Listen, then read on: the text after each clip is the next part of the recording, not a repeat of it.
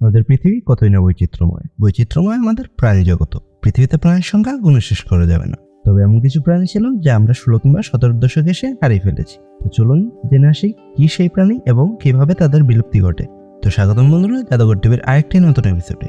বিলুপ্ত প্রাণীর প্রথমে আমরা রেখেছি স্টেলার সি কাউ বা স্টেলার সামুদ্রিক গরু। এটি একটি বড় সামুদ্রিক স্তন্যপায়ী প্রাণী। এটিকে সামুদ্রিক গরু বলার কারণ এর আচরণ, খাওয়া দাওয়া, চলাফেরা অনেকটা গরুর মতো। মানুষের অতিরিক্ত শিকারের কারণে 18 শতকের শেষের দিকে এর বিলুপ্তি ঘটে। ডোডো ছিল এক ধরনের উড়ন্ত পাখি যা মরিশাস দ্বীপে বাস করত। এই পাখির তেল ও মাংসের দাম অনেক বেশি থাকার কারণে ওই সময় এর অতিরিক্ত শিকার করা হয়। ফলে 17 শতকের শেষের দিকে এসে এই প্রজাতিটির বিলুপ্তি ঘটে।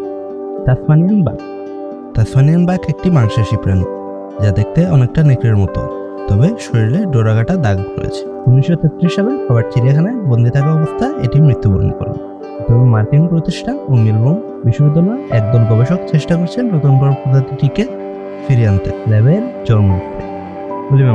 উলি মামাত দেখতে অনেকটা হাতির মতো হলেও হাতি না। প্রজাতিটি ছিল হাতির থেকে 1.5 গুণ বড়। প্রজাতিটির ছিল হাতির মতো দাঁত, তবে তা অনেক বড় ও বাঁকানো। প্রজাতিটি ছিল দীর্ঘ লোম বিশিষ্ট। পরিবেশগত পরিবর্তনের ফলে এর বিলুপ্তি ঘটে। কোয়াকা সমভূমি জেব্রার একটি উপপ্রজাতি ছিল এবং দক্ষিণ আফ্রিকায় বাস করত। এটির সামনের অংশ জেব্রার মতো ডোরাকাটা থাকলেও পেছনের অংশ অনেকটা গাধার মতো। সর্বশেষ প্রজাতিটি আমস্টারডাম চিড়িয়াখানায় 1883 সালে বন্দী থাকা অবস্থায় মারা যায়।